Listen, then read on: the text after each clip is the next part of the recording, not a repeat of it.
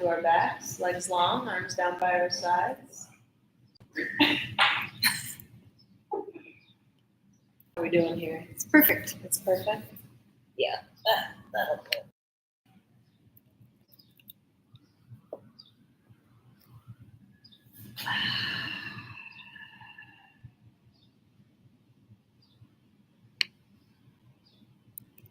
So Veronica, as you're new to this, just know that all of the movements are completely optional. Feel no pressure to do something cute, especially if it doesn't feel good for you. And this practice, this somatic movement, is really about listening to your body, connecting to your body, your subtle body. And I like to think about it as like building a relationship with your body. So just getting to know it. We're here, we're a meditation group, insight meditation. So it's all about just being aware of what's actually happening now. And the body is always in the present. So coming back to what's happening in the body is a really great way to practice. And it's one of the, I don't want to say the beginning, but the foundational practices of this meditation.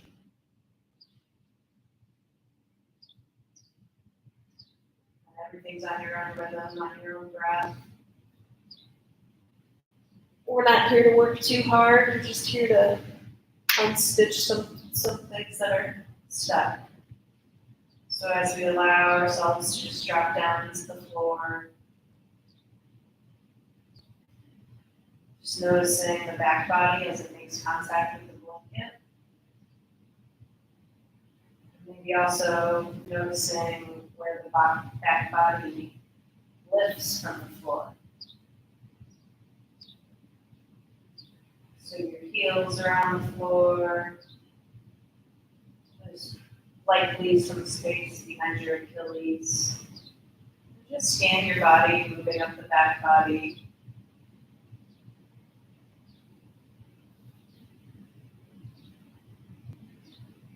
Noticing any differences or similarities left to right. And knowing you don't have to fix anything and change anything. All you have to do is know what's there.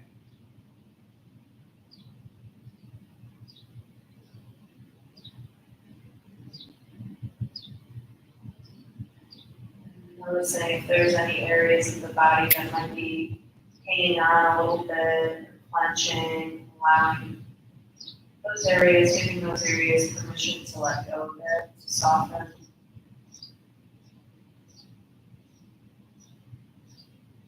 Softening the jaw,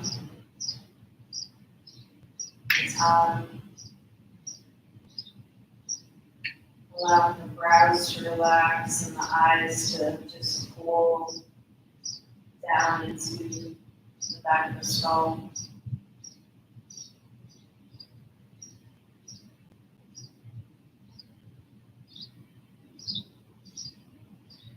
Feeling any pulsing or tingling. Maybe the cool air brushing your skin.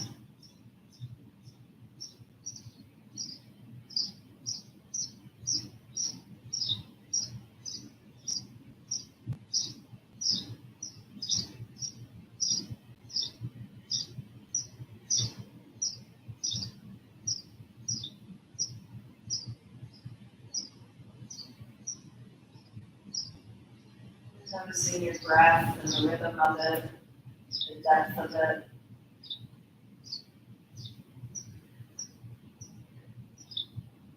We inhale to allow the belly to fill up like a balloon. As we exhale, we soften the belly, let go. There's no really doing so much of as it is in not doing.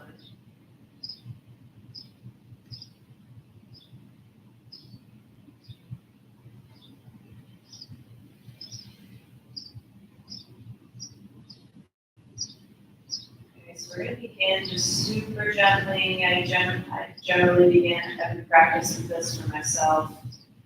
Just a little up slip, down slip. So you can, it's up to you. Leave your toes turned out and relaxed if you'd like. Otherwise, bring legs and feet hip distance apart. We'll turn the toes towards the ceiling, keeping the legs heavy on the floor. As we inhale, we'll just reach the right heel towards the front of the room here. You'll feel the heel sliding on the ground, cinching along, and then exhale, falling back to neutral, let it all go. Maybe inhale for one breath, exhale before taking it to the other side. So inhale, press the left heel towards the front of the room. And exhaling to let it drop. So just slide back and forth, again on your own time, your own breath. Maybe a very small movement. If you've been doing this for a bit now, you might notice that this movement is a little bit bigger than it used to be.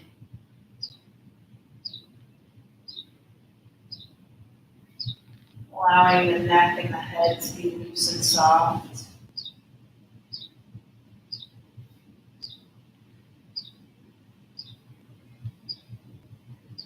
Expanding your field of awareness to include other areas of the body that maybe aren't immediately involved. So what are the fingertips doing? Elbows.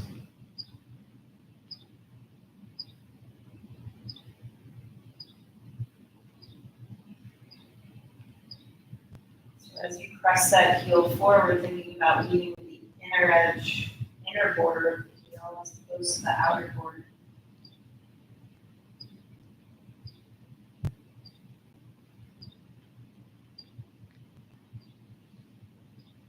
And when you feel ready to let that go, just allow the toes to drop out to the side, be soft, find stillness. Noticing any subtle changes.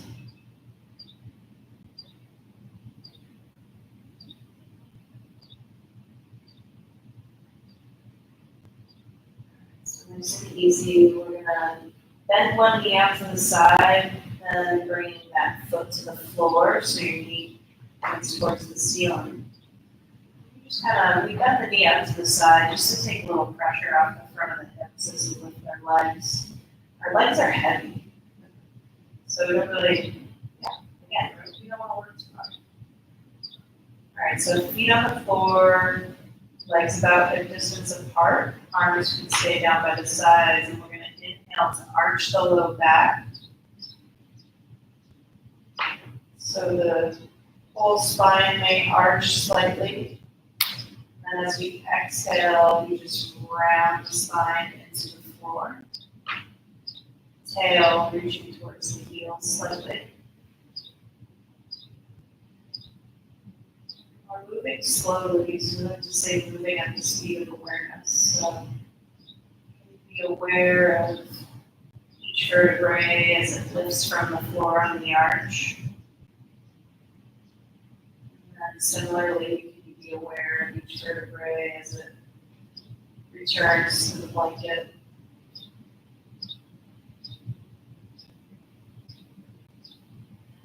Noticing that maybe the chin tilts slightly towards the ceiling on the round, draws towards the chest on the arch.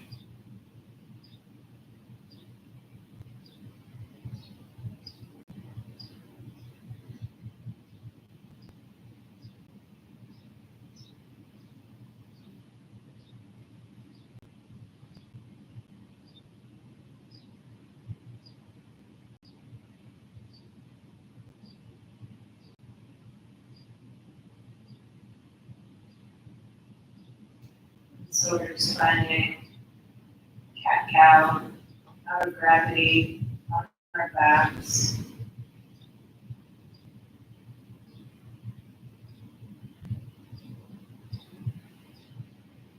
Oh, I'm yawning.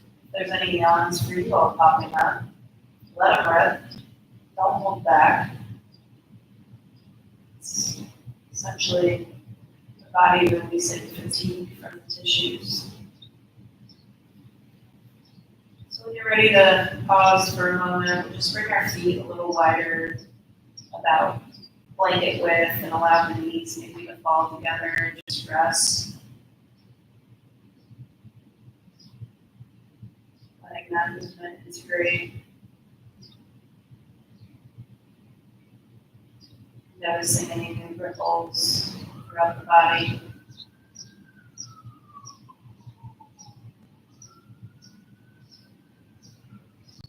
Alright, so let's bring those feet about hip distance apart again. Knees still towards the ceiling. Arms can still be done by the sides. I like to call these, I historically call this a knee slip. So we'll start there. On the inhale, leaving the foot on the floor, you're just going to press the right kneecap towards the windows here. You'll feel that right hip move forward along the knee. And then exhale, drop the hips back to neutral. And then when you're ready, we just take it the other way. We inhale, pressing that right kneecap towards the windows, exhaling, dropping back to neutral.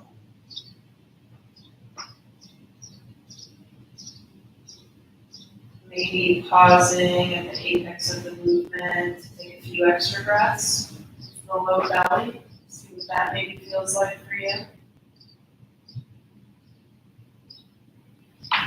Maybe not going your full range every time. Imagine that. Maybe one time you go 90%, maybe the next time you only go 50%.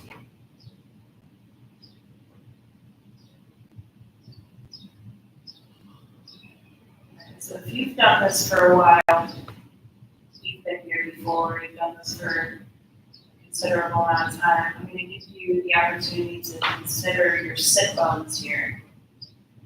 So you can pause for a moment. So those sit bones for you all are pointing directly at these windows.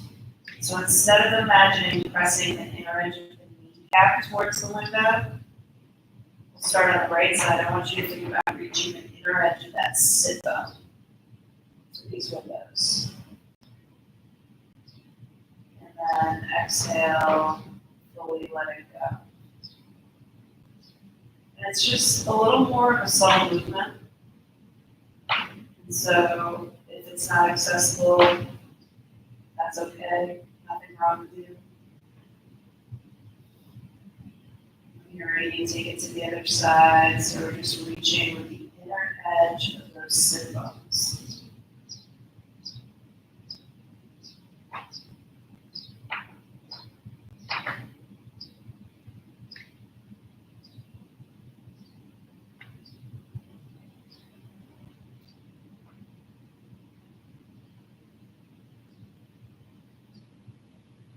Just go one or two more times on each side. When you're ready, legs can follow along, arms will remain down by the sides, and just let it all integrate.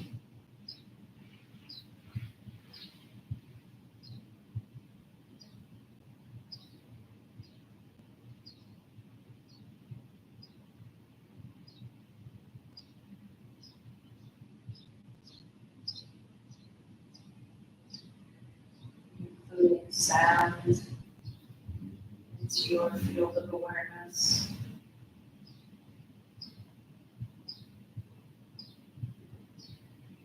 So let's bring our arms to goalpost arms or sword or cactus arms. So the elbows are right out from the shoulders. Elbows are bent. Backs of the hands on the floor. So we're going to combine that upslip, downslip with a reach of the same side arm. So as I inhale and reach my right heel away towards these windows, I'm going to slide the back of my hand along the floor and reach towards the back of the room until my arm gets to where it's comfortable. maybe straight, maybe not quite straight, doesn't really matter. And then as you exhale, you just draw the elbow back towards its start point. Allow the leg to fall back to neutral. And when you're ready, take it the other way.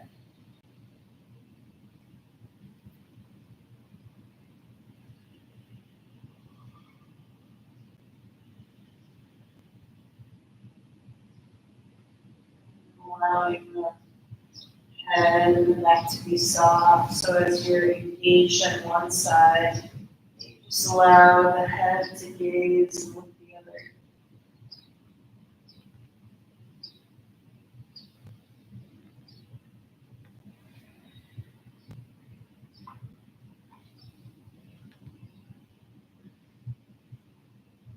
Call this climbing the ladder.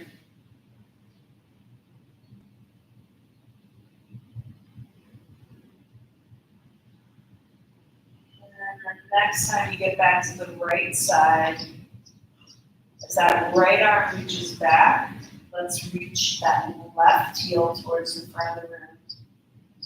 So now we're working at this diagonal. Just noticing how this shifts the sensation for you. What engages that maybe wasn't engaging when we were moving the ladder.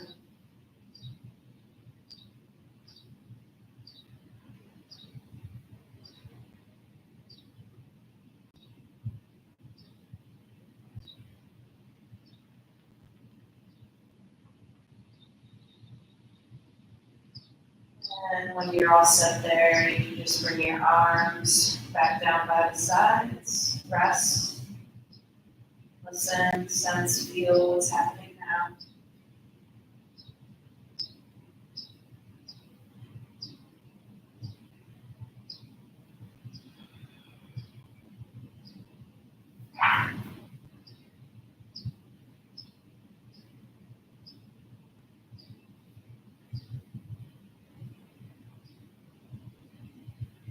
And then we're going to bring our feet back to the floor. These will point towards the ceiling again. So I'm going to interlace our fingers behind our head. We're going to move into a shoulder scrub here. So feet remain on the floor. On the inhale, I'm just going to arch to draw my right elbow towards my right hip. Left elbow will begin to point towards the back of the room. May not point actually behind the room, that's okay. And then you exhale, just falling back to neutral, taking a breath for nothing, and then when you're ready, we take it to the other side, inhaling, left elbow draws down towards the left hip, right elbow reaching behind, and exhaling, falling back to middle. So moving again on your own time, on your own breath.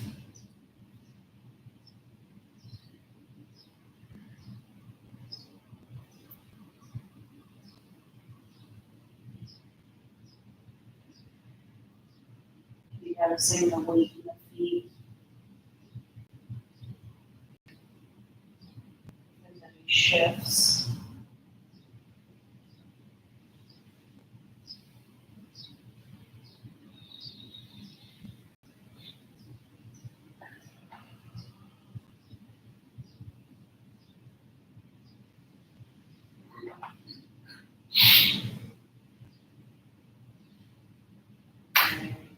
Ready, we're just going to pause in neutral for a moment. So I want you to think back to that knee slip or that sit bone press as we did moments ago. So we're going to combine these two. So on the inhale, as my right elbow draws towards the left, or right hip, excuse me, I want to see, can I press my left, so opposite side, sit bone or knee towards the window. It doesn't have to be huge. You don't have to work super hard. Just see what that feels like for you.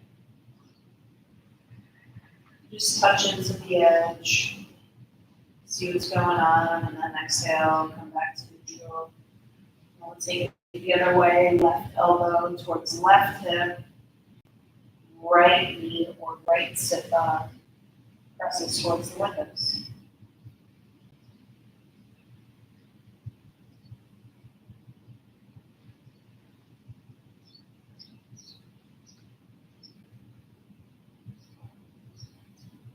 It's a slightly different way to lengthen the sides.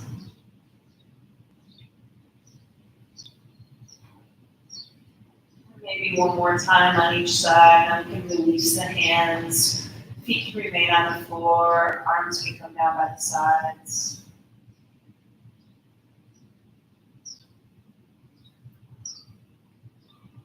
We'll allow the left leg to fall long. Right foot stays on the floor. And actually, you know what? Those arms can come out to a T. So hands directly out from your shoulders. Move into a little unwinding one here. So on the inhale, we're going to press into the inner edge of the right arch, swinging the right knee across the midline of the body. You're going to feel the back of the right hip lift off the floor slightly as that low right back arches. And then you exhale fully. Flat back down, knee points towards the ceiling, hip comes back to the floor. And then when you're ready, just taking it another time on the same side, knee swings across.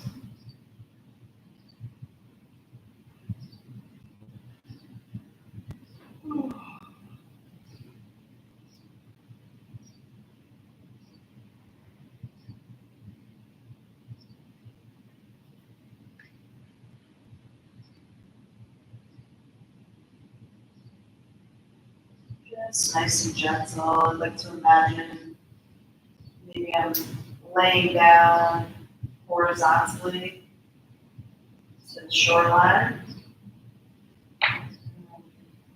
Our right side is closest to the waves. As the wave comes up and meets you, it just gently pushes you onto your left side a little bit.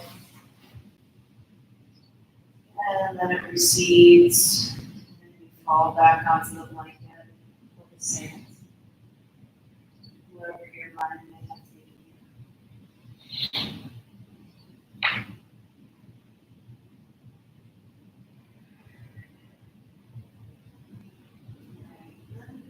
Next time you fall back to neutral, just pause. We'll interlace our hands behind our head, otherwise you can continue on the same movement. But we're going to combine that shoulder shrug. So on the inhale, we press into the inner edge of that right foot, and our right elbow will reach towards our right hip, left elbow towards the back of the room. We find ourselves in this arching twist.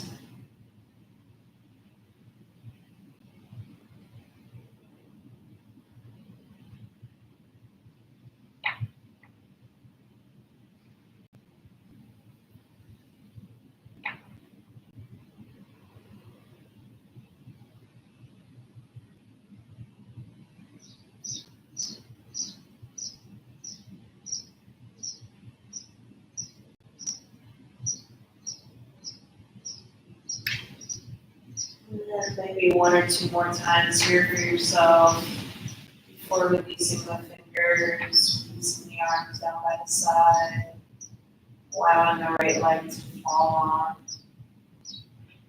We'll pause just for a few breaths before going to the other side.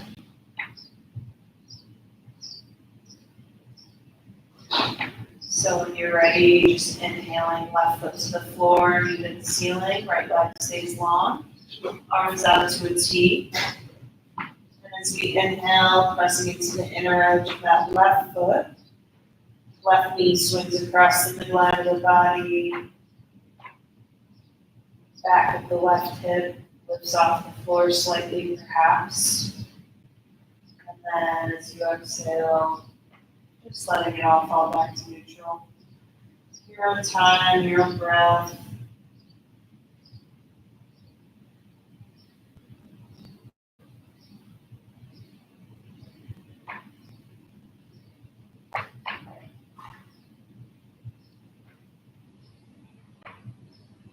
And just a reminder not to work too hard. You don't need to press through any edges.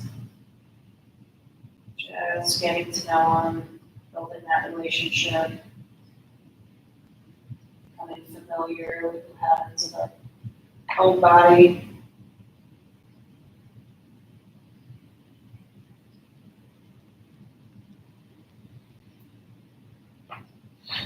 Whenever you want to, particularly if you did it on the first side, I would recommend taking it on the side too. It's releasing the fingers behind the head. And as that knee swings across the left elbow, we'll draw towards the left hip slightly. And then we exhale, fall back to neutral, let it all go.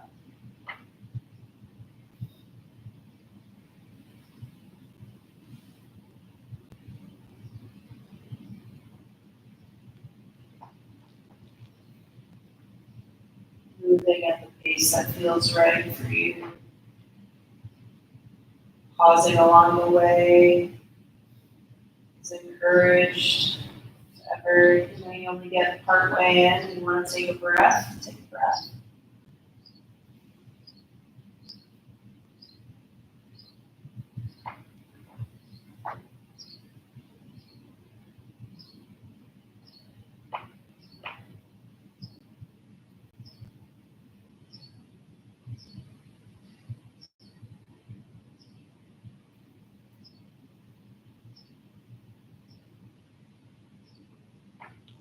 And at whatever point you want to be done with that, you drop that left leg long, arms can come back up at sides. Sense, listen, feel what's happening now.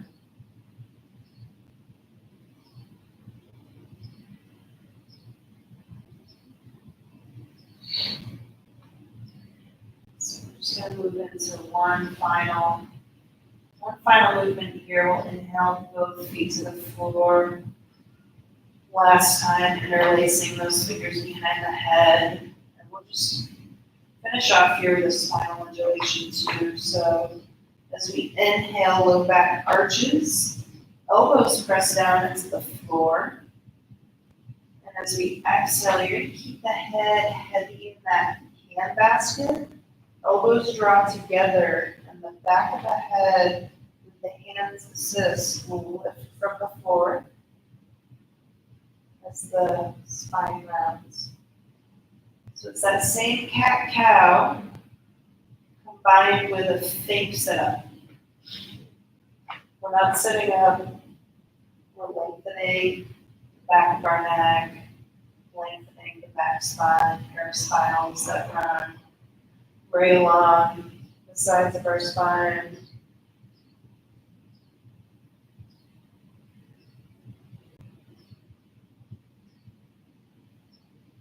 Moving as slowly as feels right for you.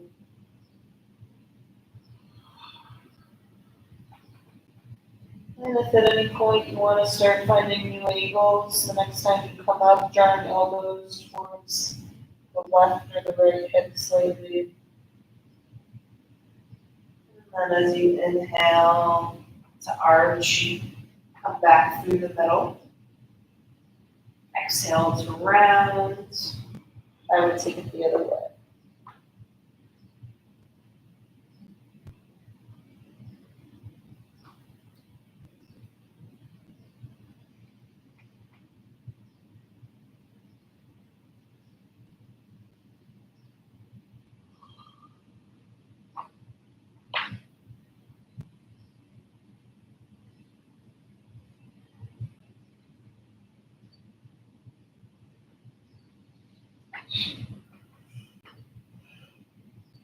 Good yawning.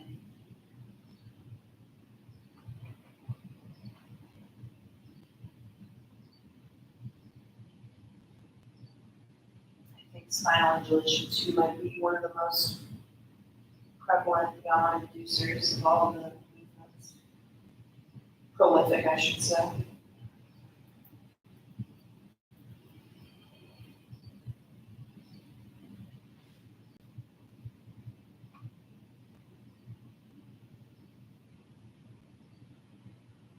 then when you feel good, legs come on, arms back down by the sides. You just take any final movements that might feel good for you. So bringing the outer ankle of one foot to the opposite knee. So finding this figure four, grabbing the leg, finding this little half pigeon on the back can be really nice. Maybe a gentle twist feels good for you. So just maybe allowing the knees to fall to one side. Or seaweed legs, so feet about hip distance apart, maybe wider. Just allowing both knees to drop to one side. And coming back through the middle, falling to the other. Whatever's calling you. It's your practice. Finish up with what your body's asking you for.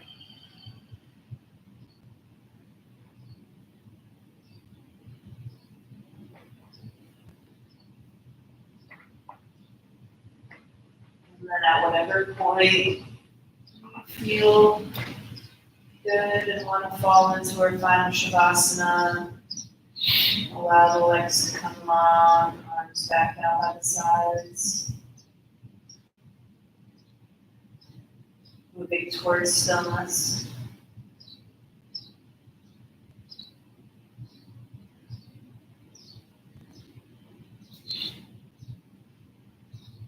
So just feeling the back body once again as it connects with the blanket.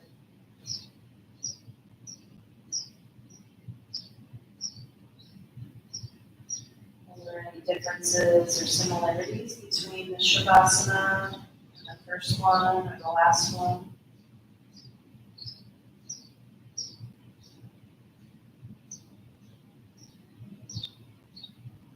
And we'll once again allow the eyes to be soft.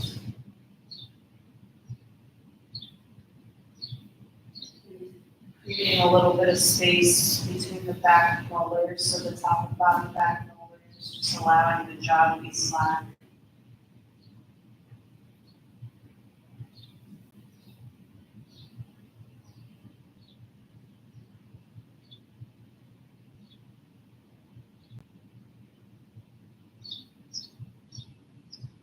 Breath becomes a little more shallow,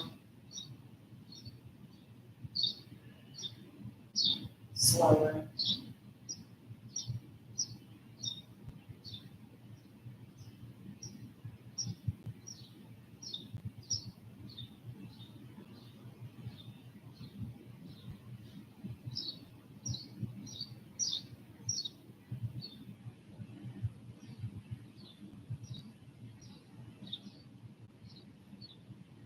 What's present in the body now?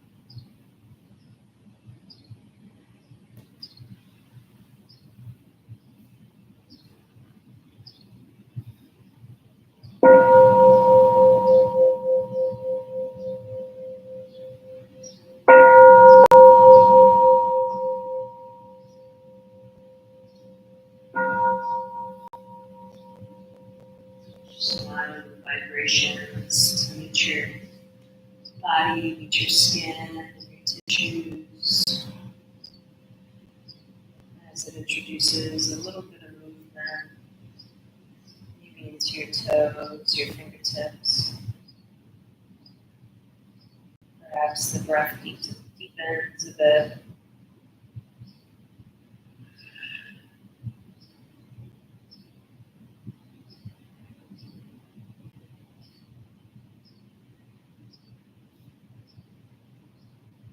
Just let you all on your own time choose when you want to move.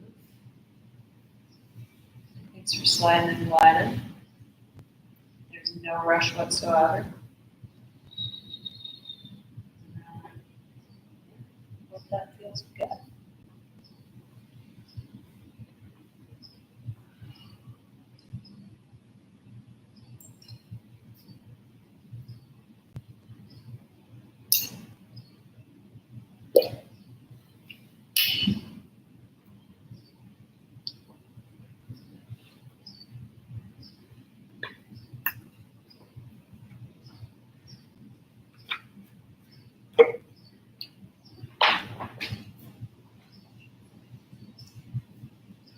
You walk in the dots. You walk in the dots. Mostly cats. The cats. Yeah. Do you walk any cats? There was one cat. Yeah, I think that's it. No. But he looked just like Freddy. Oh, really? Imagine your own cat. Oh, he's been on a leash. Yeah. He needs it. He absolutely needs it. We were like camping. We moved the cats across the country out this way. We drove across and we were camping, so we put them on a leash so we could like walk outside a little bit and like not get lost in the middle of the woods. No, You think he was? I think he might get eaten in the middle of the woods. Okay.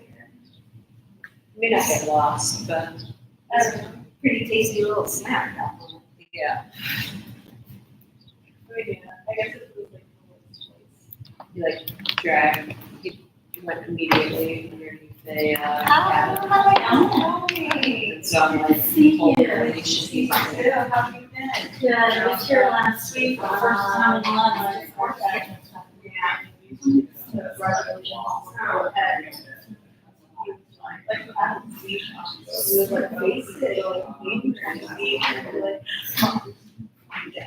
Yeah. totally scared. Sure.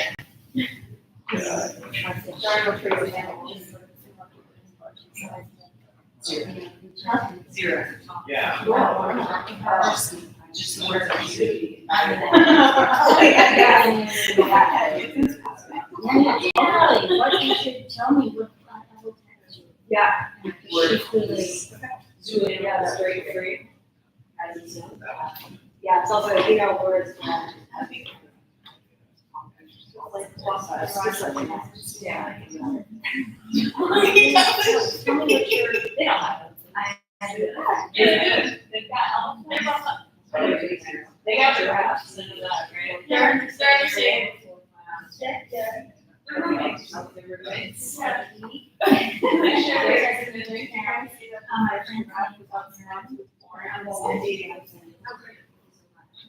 Yeah. It's all brown. It's one giant spot. You get this as well. Yeah. It's just okay. It's just very fun.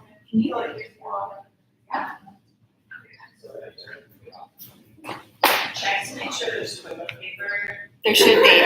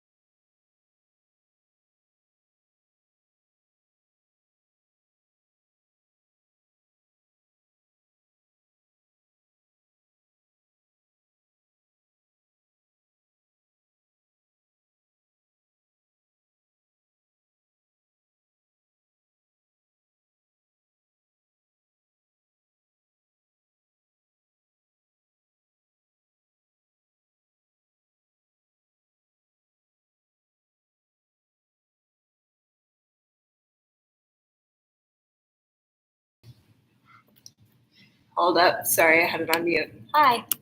Okay. I think it's been really nice for me to see kind of how, how these things that we're introducing in here continue to build. And truly that is how we learn anything, is by doing something, kind of keeping the scope a little bit consistent for a time, right? So that we can really soak in it and start to feel what that is. So just continuing on with this facet of rest and restfulness, resting in the body, resting in the immediacy of our experience. And I feel like this is a popular topic because it's nice to be told to just rest, right? It's nice to have that invitation to just soften and to not be too conceptual. We move through our lives feeling the pull to take in more information and to master that information at such a rapid clip. And yet this practice is supported by that, but that is not what we're doing. We're learning to inhabit a more natural way of being that feels at home, really feels at home with exactly as we are.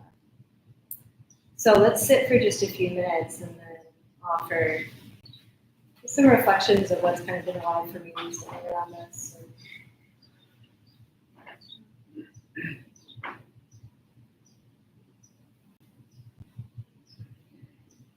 So just finding what's comfortable.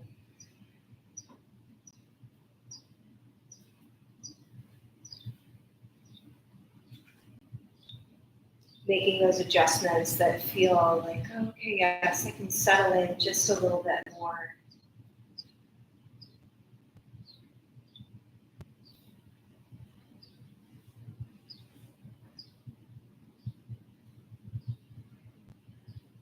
And with that, you might invite a yawn if there's a yawn waiting, or invite a deep breath in through the nose, not through the mouth.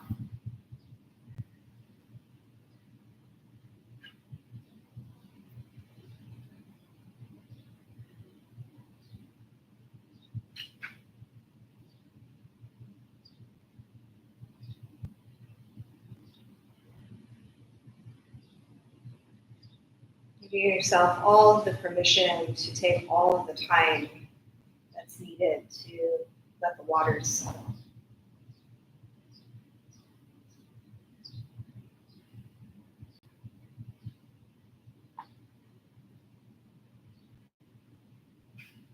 So with this invitation to relax, this invitation to rest, maybe we feel into the seat. We feel into the feet, the stability of the base, the contact points of the body. So if you have a chair back or a wall behind you too, including that.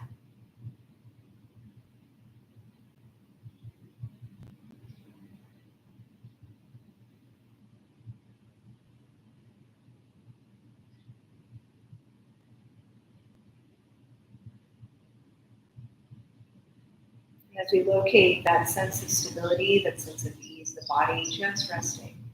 It's like this. You may notice how the rest of the body responds.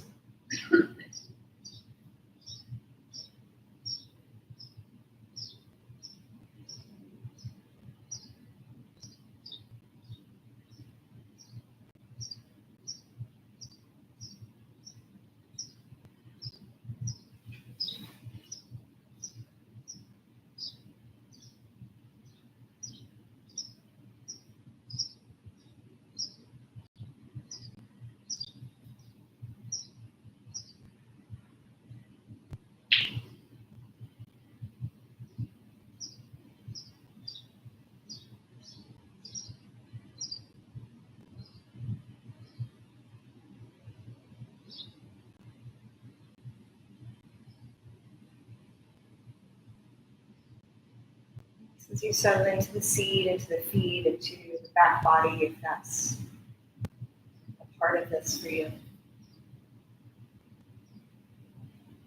Inviting the belly to release as well.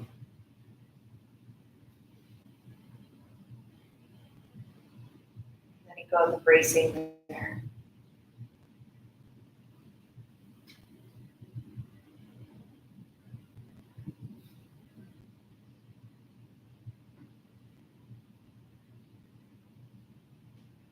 It's inviting the weight of the shoulders and the arms to hang just a little more fully.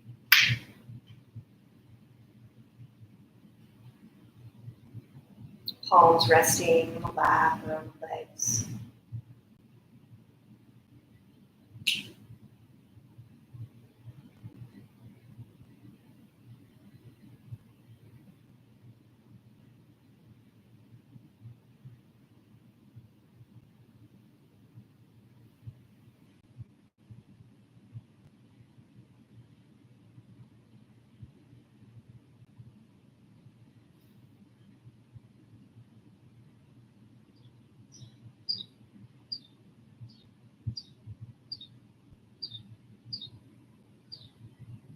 Maybe sensing the loosening through all four sides of the neck.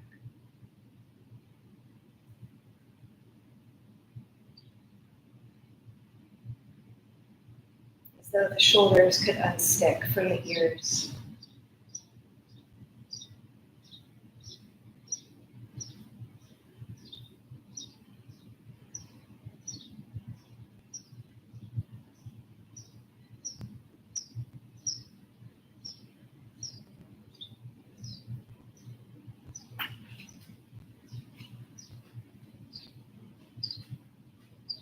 So maybe inviting that through the jaw. Maybe give the jaw a little bit of a wiggle.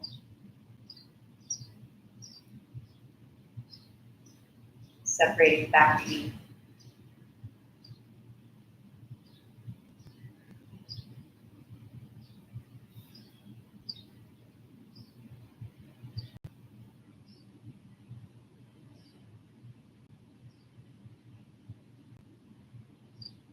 And with that, you might notice that the cheeks, the brow, naturally release just a little bit.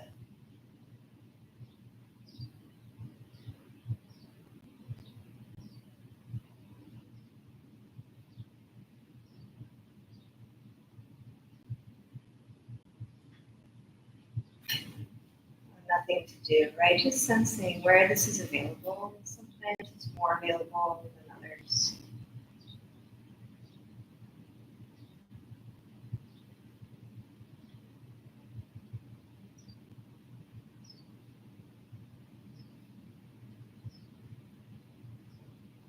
See, is it possible to let the eyes rest back in the sockets a little bit more?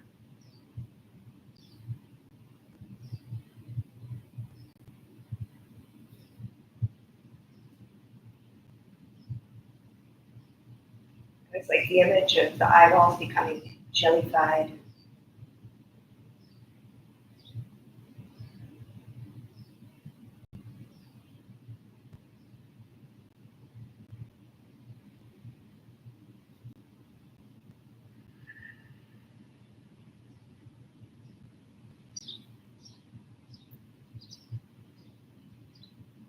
I'm starting to sense even the scalp.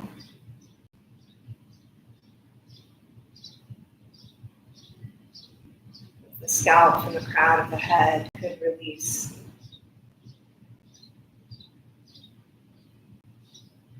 Like cool water just gently pouring down.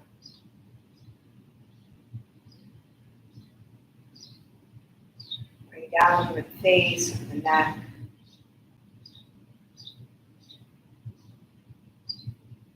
Over the chest, back, arms.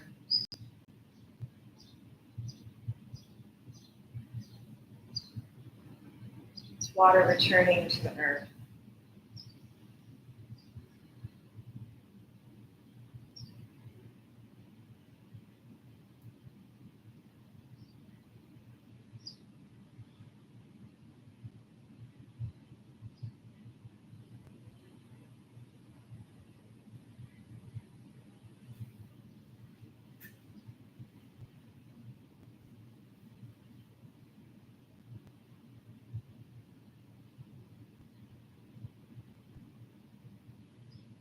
Just letting yourself rest in how it is right now.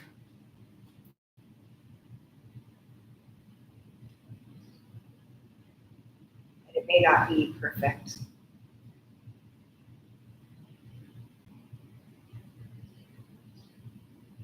And if it is perfect now, it probably won't be for long.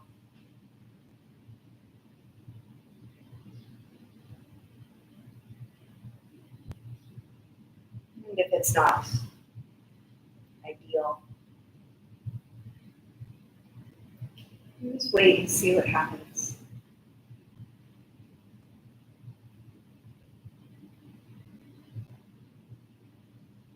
Letting the water settle.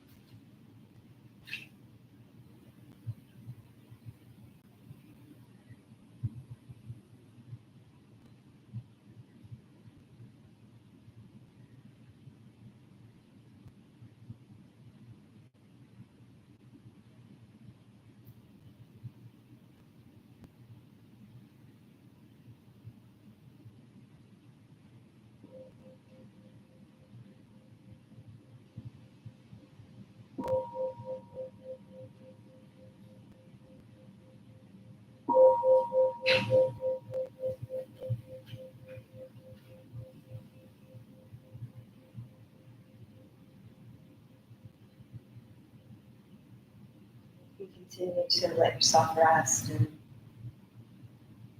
relax in the ways that feel natural to you. I'd like to start tonight with just a little poem that I found over the weekend, and it's very touching to me.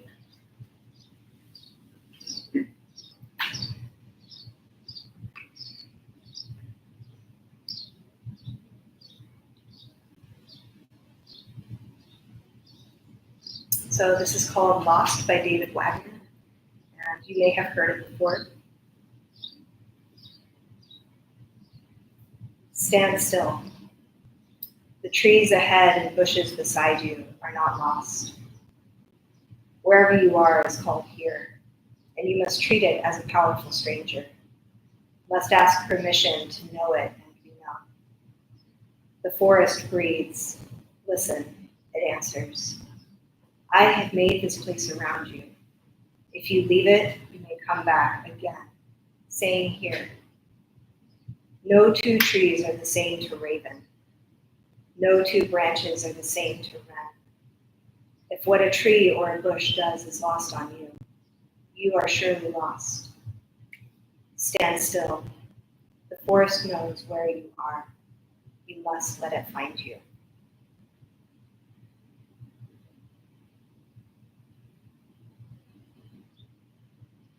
I think this poem to me really points to an essential part of my own path, which is this feeling of being kind of uprooted and being lost and not really knowing where home is. And despite having a fairly stable home life that I come from.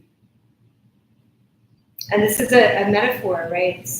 This whole sense of being lost is a metaphor for samsara. It's one of the definitions of samsara is this endless wandering, right? Through all of the identities, through all of the circumstances, through all of the unknowns that we have in life, feeling unmoored and uprooted, and feeling separate from right? Feeling like we have to continue to look, have to continue to search outside of ourselves, and have to continue to tinker with the circumstances of our lives in order to make things feel right again, and to feel like we can really settle within them.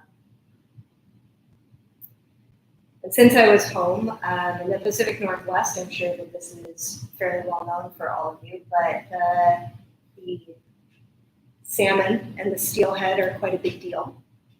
And I often kind of reconnect to that. Walla Walla, where I'm from, the name means land of many waters. We have a lot of streams going through. It's like to describe the landscape. I was on my bike quite a bit while I was there.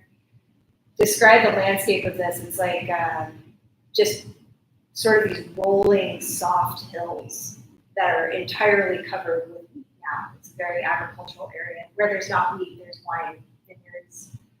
And then it abuts these small mountains that are the border to Idaho, and they're called the Blue Mountains. So there's like this beautiful golden wheat with kind of green right now, lime green, and then the purpley blue of the mountains in the distance, and then just big sky, like everywhere in the West, big, big open sky. And then running through all of this are small little rivers and streams. And we're kind of in the corner, right where the Snake River and the Columbia River meet. Columbia River coming down from Canada. It's huge. If you don't know the Columbia River, it's a massive river, kind of a big deal. But we are very connected, of course, like all of this nation, right? We are visitors here and are thus very connected, whether we know it or not, to the native populations. And the salmon have always had such a extremely important place. But all of that aside, to get a little tangential there, there's a beautiful thing about salmon that I love to reflect on quite often. And that's that salmon begin at the headwaters of a river. Okay? So they spawn along these rivers in little nice spaces that are cool and protected largely from different predators. And then once the salmon reach a certain age, then they head to the sea, they go to the ocean. And so they're anadromous, which means that they start in fresh water and then go to salted water and then come back. So all of these salmon is swimming downstream, heading out to the unknown, this great unknown of the ocean, where they live, and some of them survive, and then those that do naturally, innately make their way home, and they start to come back when they're of spawning age. They work their way upstream back to their original place where they were born. And that's where they spawn. And the population of salmon is such that it's generally like a 1-for-1. So they're not really growing. Sometimes there have been efforts to help the population grow, but it's generally kind of a 1-for-1 cycle. I just think that's beautiful that these salmon, their whole lives are about going far away and then coming home, right? They come home, and then with their bodies, which they've now become more nutrient dense from being out in the ocean, from building all this muscle, from going through everything that they've gone through, then they feed, right, their own young, they feed different areas of the river. They are part of the ecosystem, even in their passing. And I just think that that's such a lovely and resonant metaphor for me of kind of what we are doing here, this wandering off and seeing for ourselves a hypoxico, right? Go and see for yourself what awakening is. And awakening is ultimately about coming home. So I mentioned in my email yesterday that we are experiencing some stuff in our family. It's just an interesting time. My mom's a really brilliant woman, and hopefully she's not watching this, but my mom is a really brilliant woman, and just like super sassy, and it's really, as you might imagine, and it's challenging. It's hard to see my mom, who has always been so inquisitive and so investigative and just really interested in life and interested in what's happening in the world around her, to just all of a sudden be kind of retreating and like for that world to becoming a lot smaller. And for her to be kind of losing her interest because it's like she kind of can't keep up with the plot line anymore, you know? And in watching this, it's like, oh my gosh, I'm home. And every time I go home, it's just a little bit different. And I sort of had this realization, you know, a few days in where I'm like, yeah, so I'm crying every day that I'm home, really upset about all of this, trying to talk to my dad, who's not a big talker. And he is just kind of off, whatever. And I kind of realized, like, wow, who's really struggling here with this? You know, who is the person who's struggling most with this? Is it my mom? It's not. She seems to be okay. She seems to be doing fine, you know. But here I am trying to like manage and fix and like figure out what are the right moves to try and make her life more comfortable. Her life, I can promise you, is very comfortable. She is well cared for, but my sister and I are like on text threads all night long, like, oh my gosh, can you believe this? Like, what's happening here? Like, what do we need to do? Blah, blah, blah. And it's just like, oh, actually, maybe I can let that go a little bit. Maybe I can trust that she's going to be okay and that this is just the natural course of her life as it's taking her. And we'll figure it out as we go along. And just with that, there was like, for me, just a very big exhalation of not having to try and manage and fix the unknown of wherever this is going to go and whatever her life is going to be like and however that's going to impact me and my sister and my nephew and my dad.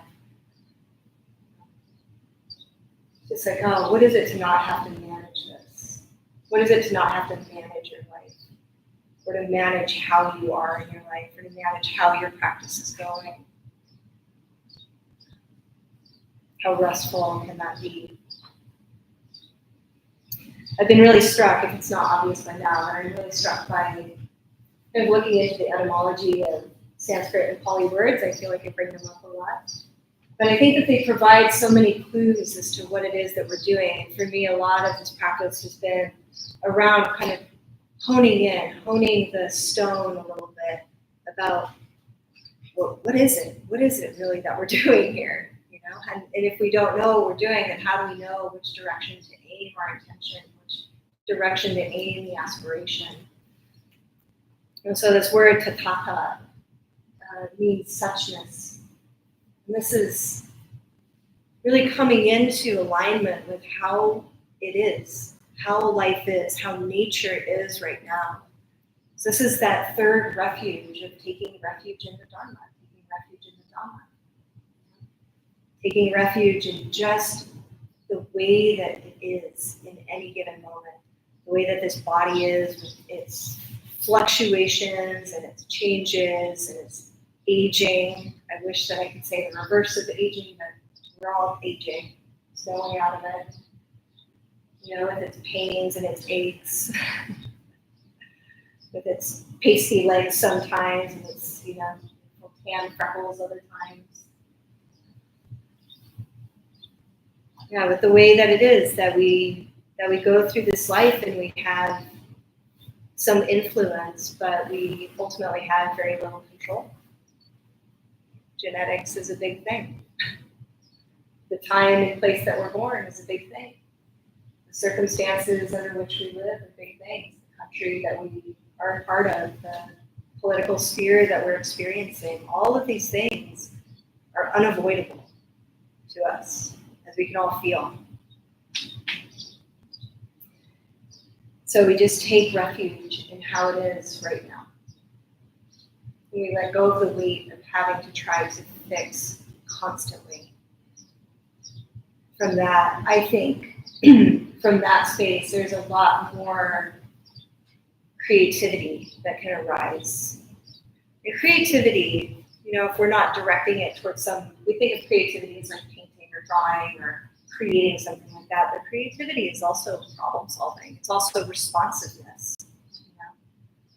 It's being malleable and flexible enough to respond wisely to whatever's presented to us, to know how to move forward with wise action. So this word tathata is related to the word tathagata, which is the word that the Buddha used to describe himself. That was like the name that he gave himself. So one who is resting in suchness. Isn't that beautiful? It's like one who's resting in suchness, one who's resting in how it is. And I find that that is so much more relatable than somebody who's awakened or somebody who's enlightened. I don't know what that means, but I do know what it is to just let myself rest to some degree. Does anybody else know that feeling? There's nothing else to do at the end of the day. You just let go. You let go and you let yourself rest. You let yourself sink and drop and let go of the weight of the world.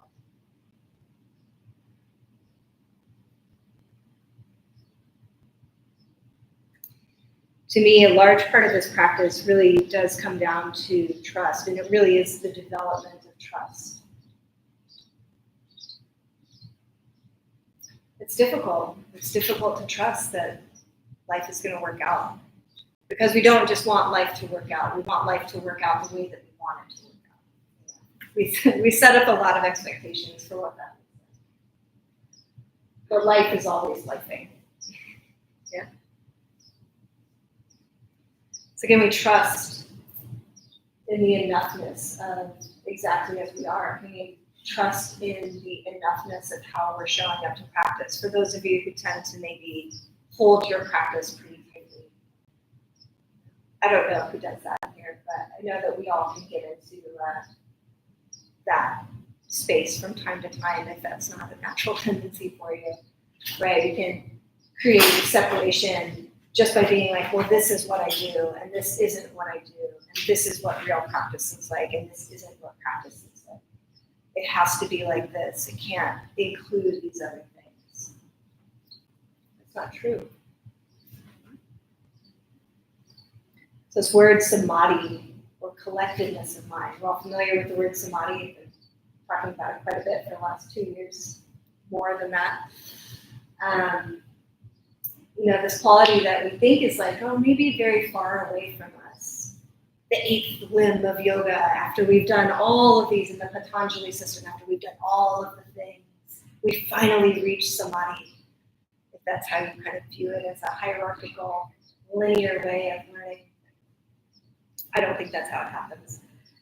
But samadhi is often translated as collectedness, right? Collectedness of mind. Sometimes it's concentration, but it's like a diffuse concentration where the mind is able to settle, where the choppy waters of trying to fix and manage and like imagine all the different possibilities, that's all just happening within a field of more collectedness of mind. You're not having to actively be pulled in one direction or the other. But there's another older definition of samadhi that I just learned, which is holding together. Right? And I think of that like, oh, holding, like just two loose hands, just holding together. And as though you have like a very delicate piece of crostata in your hand, that like a free-form pie. You're just holding something delicate in the hand, holding it together, right? We don't have to like crunch it. We don't have to push it. We don't have to squeeze it. We can't just separate the arms and be like, well, I don't know. I don't have to do anything. Right? We just gently hold it together. And I think one of the things that I have learned over the many years, particularly of kind of turning my practice a lot more towards this direction, is the value of waiting for awareness to find us. Right? Because there's this tendency of being like, oh, I need to be more mindful. I need to be more mindful right now. More mindfulness, more awareness. Let's up the awareness, lower the crazy, right? But You can just let awareness find us. And it's like learning to recognize that awareness. That's why so much of what I offer is learning to recognize awareness, learning to recognize restfulness in the body, learning to recognize a sense of groundedness and stability. Because every time the attention goes there, right? Attention being the scope, attention being the spotlight, awareness being the room that all of this is happening in. Anytime the spotlight moves into those spaces, then of course they're illuminated and they start to grow naturally on their own. And we're able to find more steadiness in mind, more of that samadhi. Waiting for that suchness, is resting back. So trying doesn't go away, of course. We have to put in a little bit of effort. But just remembering that it only takes us so far. Because what happens when we're efforting so much in practice, right? We're really putting me at the center. I am doing practice. This is my awareness. This is my mind. This is my life to manage. This is my thing that I'm doing. And isn't that like one of the things that we're really trying to discover is that we're not separate. One of the things that feels most restful when we touch into it is this feeling of effortlessness. Oh, that's right. I just inclined the mind towards being aware. I just remembered that awareness is valuable. And that moment of awareness being valuable to me, then that started to condition another moment of awareness to arise. It's effortless. It becomes more effortless. That's beautiful. When awareness can leave and then it comes back, and you notice that it comes back on its own, that is such a sign of progress in practice. It's so cool. So tatata, right? Just surrendering into the unfolding of what's happening. Resting in it.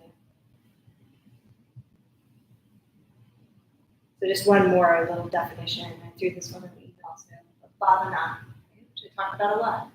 Bhavana being one of the most commonly used words in the Pali Canon about for meditation. So we often translate it as cultivation.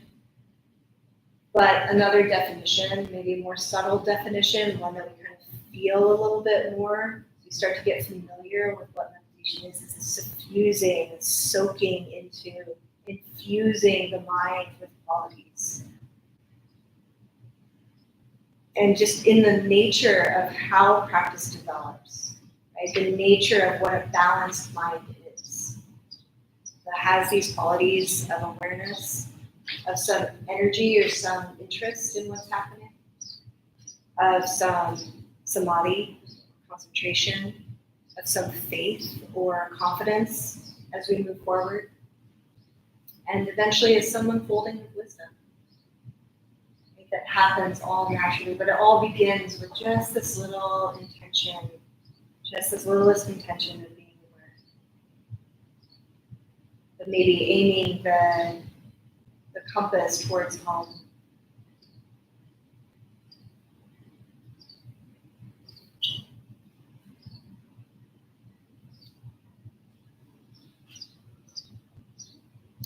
You see, wherever you are, little salmon, wherever any of us are, little salmon on our journey.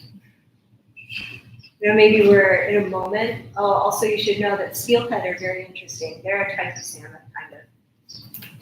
They're kind of like a rainbow trout that also does what a salmon does. And they're interesting in that way because they are monogamous, and so they'll go out to sea and come back. But steelhead are very interesting because they can do that multiple times. Isn't that cool? Let's get some fish nerding happening here. Yeah, so maybe you're a steelhead, or maybe you're a salmon. Doesn't really matter. But wherever you are, right? Wherever you are in your path, wherever you are in your journey, you don't have to know. Just know that eventually, right, you're being called, we're all being called back. We're all being called back. This natural discovery. these hearts, these minds. Maybe I'll just close with just going through that, reading that poem again, just because it's lovely.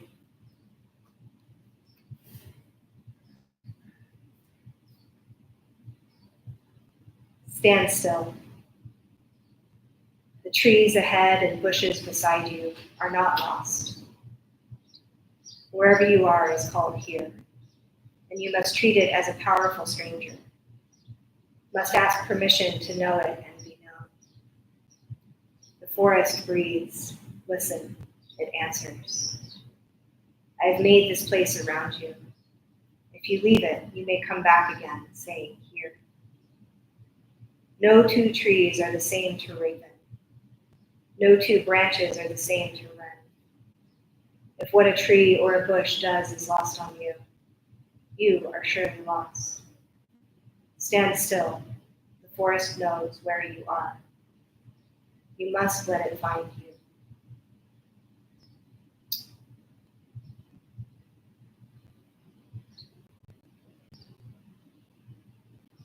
So just letting restfulness, letting ease find you.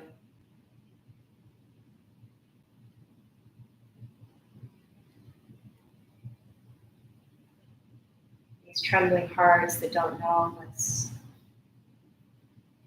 happening for any of us.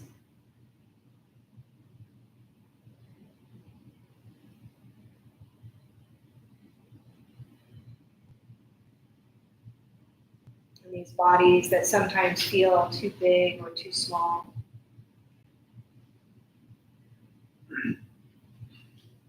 Like there's enough space to hold all that we encounter. Or maybe not enough space at all.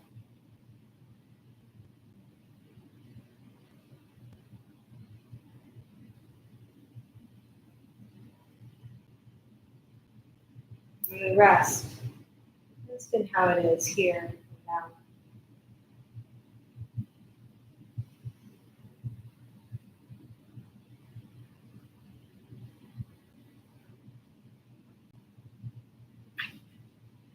Letting the ferocity of the body proceed however it is.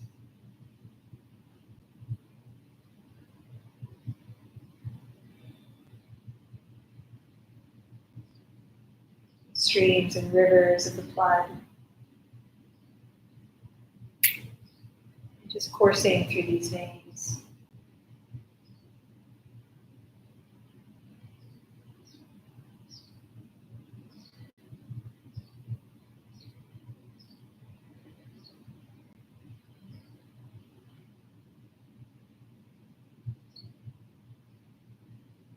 The winds of the mind.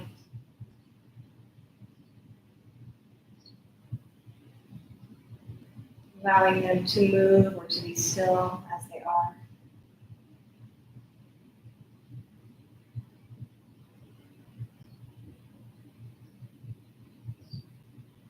Just resting, watching the landscape of our experience.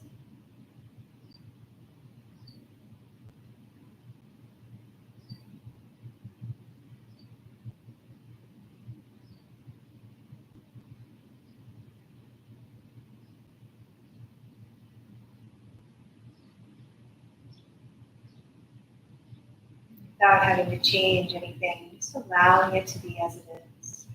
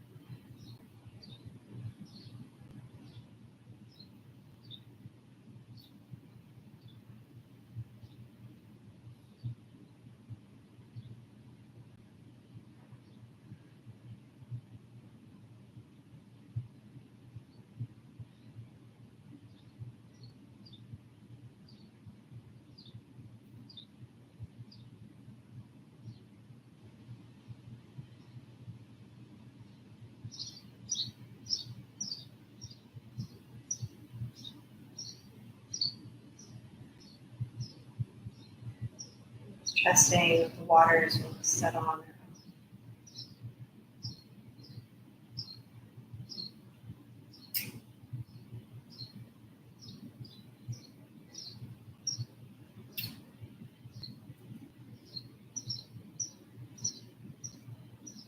Checking the light is touch of awareness, the light is touch of knowing.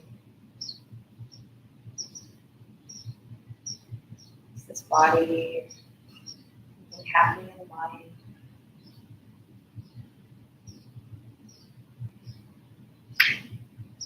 Nothing is a mistake.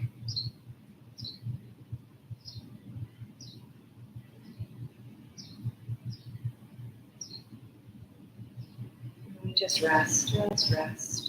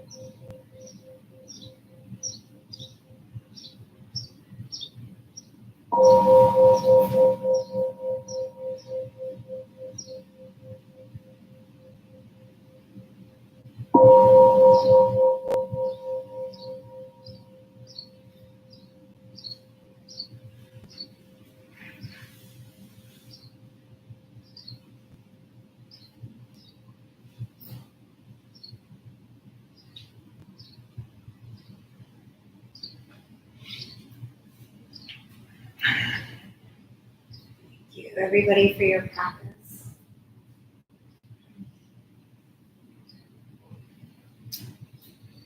You know, it's one of those things when I was thinking about this today, I was like, nothing else. We're all going to get to cool down in some AC. You know? That's going to feel good. And just marinate, just like little chicken breasts hanging out in the refrigerator. Perfect.